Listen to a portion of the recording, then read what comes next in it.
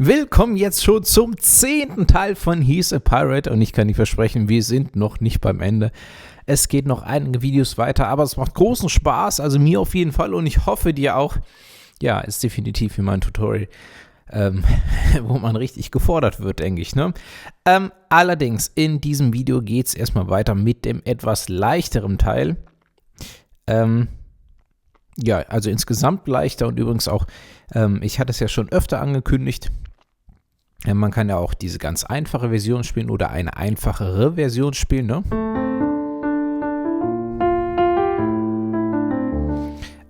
Also wirklich hier so mit einzelnen Tönen. Und dafür bräuchten wir heute, nämlich das ist heute eine ganz neue Melodie, diesen Teil. Und zwar ist es dieser.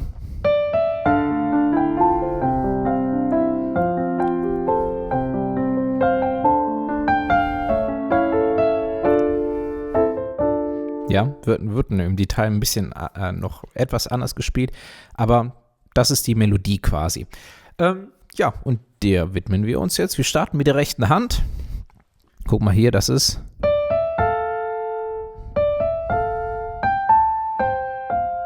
Bis dahin. Und zwar, die Melodie selbst ist sogar nur D, E, F, G, A, G, F, E. Bis dahin.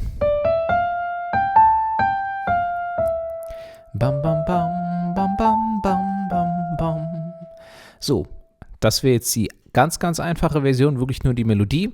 Etwas fortgeschritten ist es, beziehungsweise auch dann in der Version, in der wir es hier wirklich vollendet spielen. Hier das A noch mitzunehmen. Und dadurch, dass wir zwei Finger haben und wir jetzt noch hier weitergehen müssen, also wir könnten zwar theoretisch das so spielen, dann haben wir die beiden Finger hier oben frei, um weiter zu spielen. Aber richtig bequem ist es auch nicht. Ja, also ich spiele es wirklich hier mit dem Zeigefinger, zweiten Finger, D, E und dann A und F gleichzeitig mit Daumen und Ringfinger.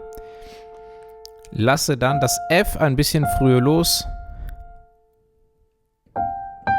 Und um hier mit dem Ringfinger das G zu spielen. G, A. Und dann wird mit dem G das C mitgespielt. Bis dahin. Nochmal langsam.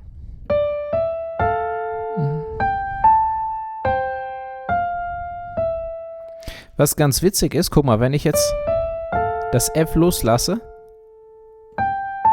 ja, um hier mit dem Ringfinger das G zu spielen und der Daumen hält noch das A fest, dann merkt das Gehirn nicht richtig, dass da was fehlt. Ja, also wenn man die Töne bindet, wirklich alle genau ohne Pause nacheinander spielt, also nicht so, sondern wirklich die nächste Taste anschlägt und in dem Moment erst die vorherige loslässt. Das nennt sich Legato, ne, gebundene Noten. Und das Gehör erkennt quasi nicht, dass das kein echtes Legato ist, was wir hier spielen. Dadurch, dass die untere Taste festgehalten wird. Ja, es hat weißt du was, ich glaube, ich drehe da mal ein Video zu diesem Phänomen, wieso das so ist. Okay, das nur nebenbei. Deswegen kann man das hier ruhig mit ruhigem Gewissen machen. D, E, dann A und F. G, A und C und G. F, E, nochmal. Das ist der Überabschnitt. Dann geht es weiter. Nur mit diesen 4 Tönen. Die eigentliche Melodie ist einfach F, G, A, G. Ja, und dann wird am Anfang das C mitgespielt mit dem Daumen, mit dem F. Hier nicht, aber hier wieder C und G. Das ist der zweite Überabschnitt. Mal ersten und zweiten zusammen.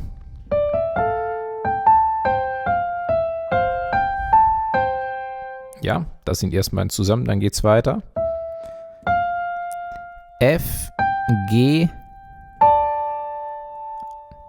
D und A, beziehungsweise erst nochmal nur die Melodie.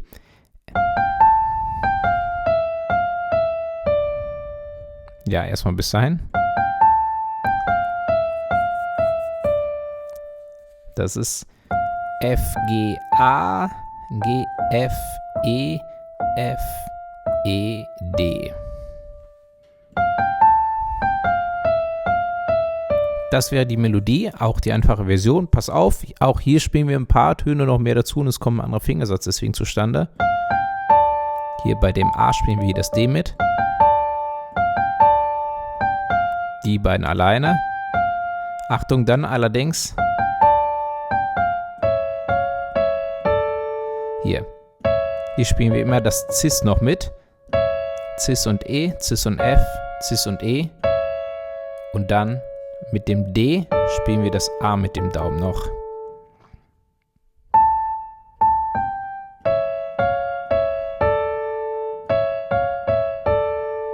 Nochmal komplett.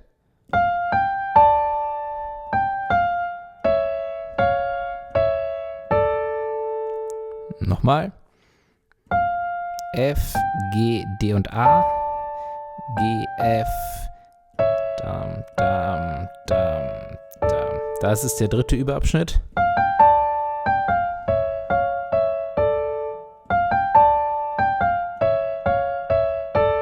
Und Achtung, jetzt nur der Schluss.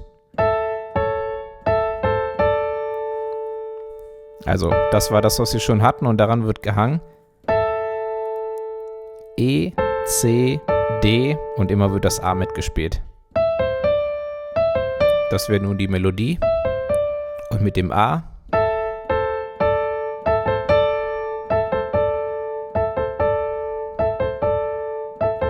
das ist der letzte Überabschnitt. Mal die beiden zusammen.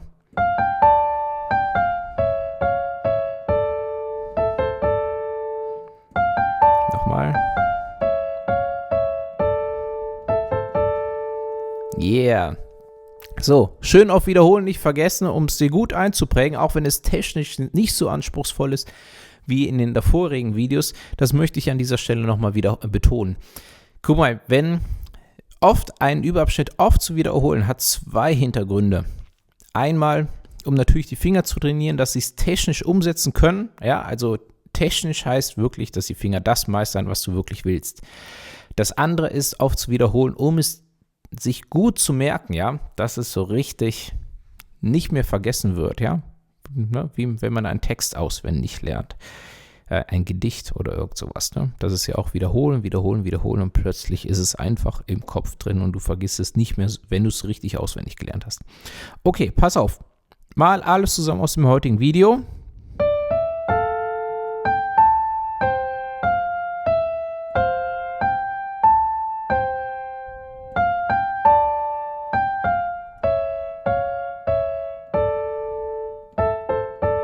Yeah, nochmal. Entschuldigung.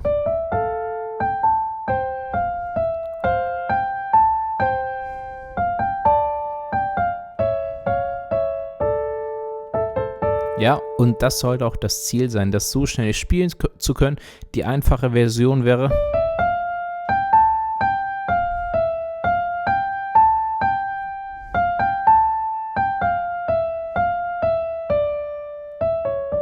Entschuldigung, mit C natürlich.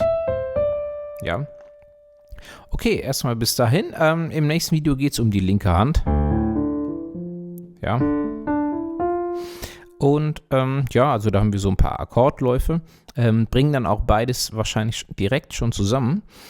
Und pass auf, wenn du möchtest, kannst du schon mal langsam anfangen zu tüfteln, nämlich danach im Video geht es darum, diesen Teil von heute in der Oktave zu spielen. Ja, für die Leute, die jetzt die ganz einfache Version spielen, ist das nicht mehr interessant. Für die Leute, die es aber wirklich wissen wollen.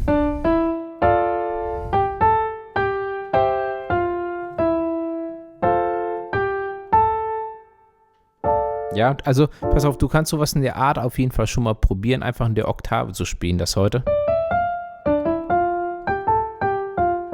Also, auch erstmal als Übung zugegeben, es wird noch ein bisschen anders. Ja, aber es ist definitiv auch mal eine interessante Challenge, wenn du das bis dahin eigenständig versuchst und auch schon mal eine gute Vorbereitung auf das Video. Aber das ist erst das Übernächste. Also, erstmal vielen, vielen Dank, dass du heute dabei warst. Ich hoffe, du hattest großen Spaß. Wie gesagt, im nächsten Teil geht es um die linke Hand und erst danach machen wir weiter. Ja, also, viel viel Vergnügen, viel Spaß, vielen Dank und bis zum nächsten Video.